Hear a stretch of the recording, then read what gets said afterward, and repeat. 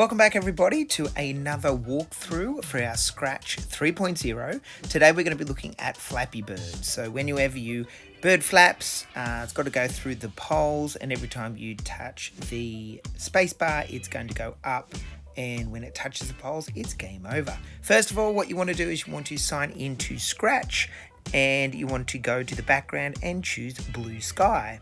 Then you want to go to the first sprite, and the first sprite you want to do is the Parrot. So type in Parrot to the search function, click Parrot, and then you want to change the size to about 25. Once you've got the Parrot, the first part of the step number 2 is to get the code. So first of all, with the code, you go to the events block and get when clicked.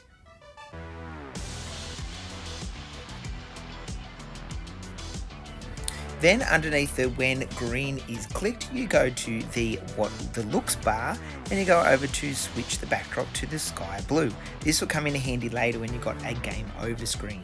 The next thing you need to do is get another green when the green flag is clicked, forever block, and inside you need to do next costume. Now after that you need to go to the control bar and do wait for 1 second. You might want to change that to about 0.2, and that will allow when the green flag is clicked for your bird to fly.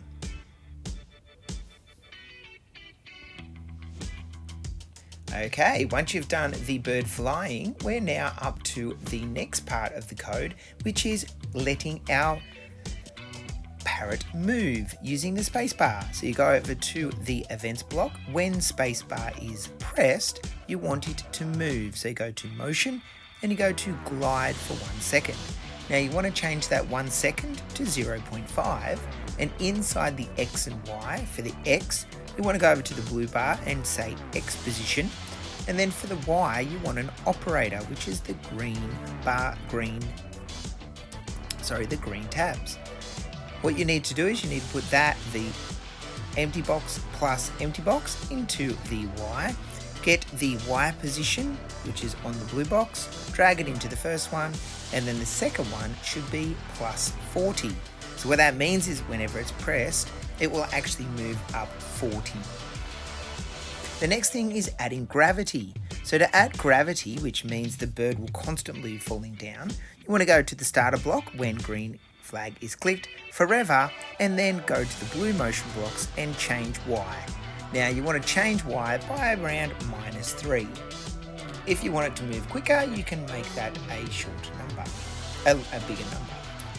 Now we're up to step 3. Step 3 is actually adding a game over screen. So go over to the stage, which is on the bottom right, and click on the backdrops. Now you'll notice there are 2 backdrops. Slide them around, so the blue sky is the first one. The first thing you might want to do where it says backdrop number 1 is change that to game over. Then what you want to do is you want to get a color, do a blocks, click your mouse, drag it across to fill the background with color, choose a different color, press T for text, and then type in game over.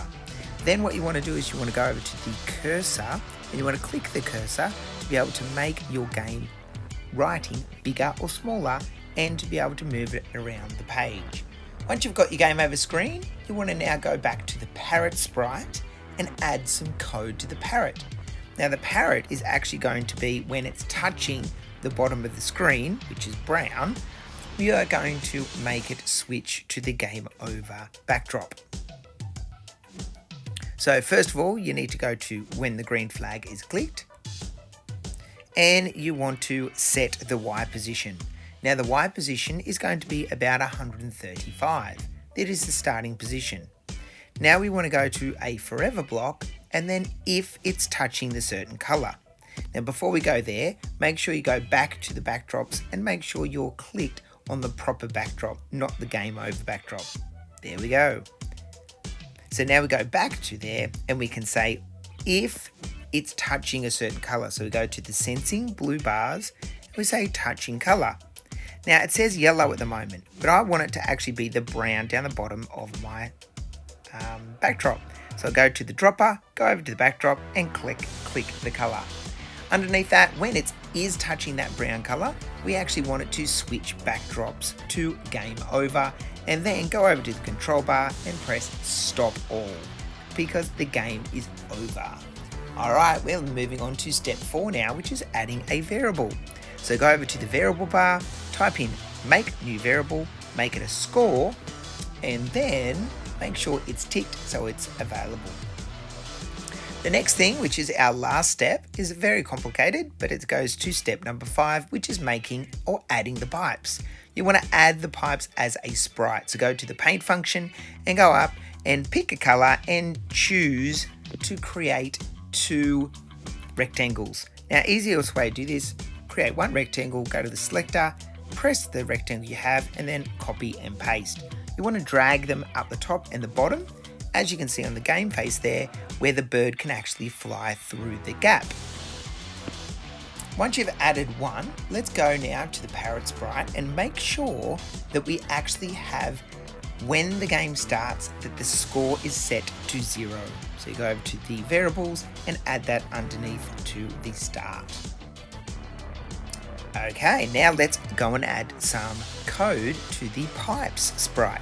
So click the pipe sprite, and the first thing you want to do is do the green flag, then followed by a blue block, which is set X.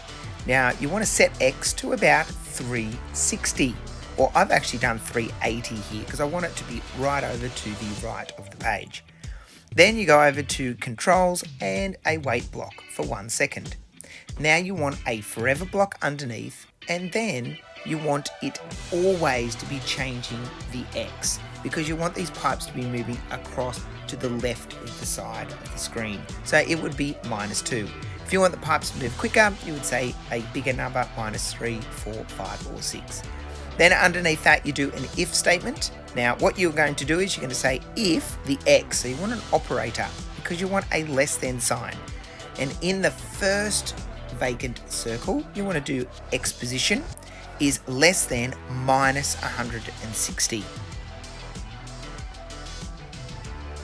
So if the X position is -160, which is over on the left side of our screen, what do we want it to do? Well, we want it to go back to the start. So we want to set X to 180.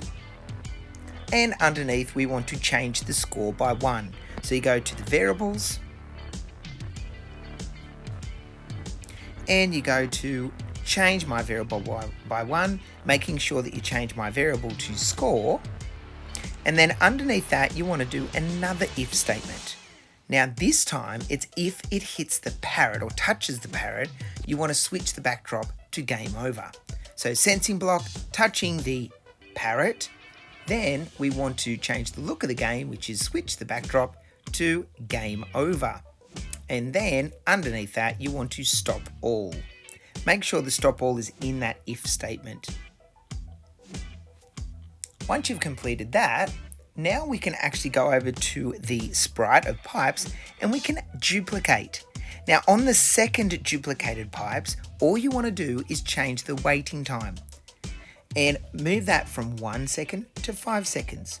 You also might like to change the pipes so they're a little bit more difficult. So maybe moving one up or one bit down makes the parrot have to actually move, and the gamer move the parrot or the bird up and down, and makes the gameplay a lot more difficult. Once you've done that, press play, the birds will start moving, the pipes will start moving, and every time the pipe goes to the end of the screen, it will be counted as a score, but every time the bird hits the ground it's game over. Score remains then, and then we can go from there. Thank you for listening to this tutorial, everybody. I hope it's been very helpful. Remember, you can check out our Teams page for the coding cards and a website that goes through step by step the coding cards for you. Good luck, have fun, get creative.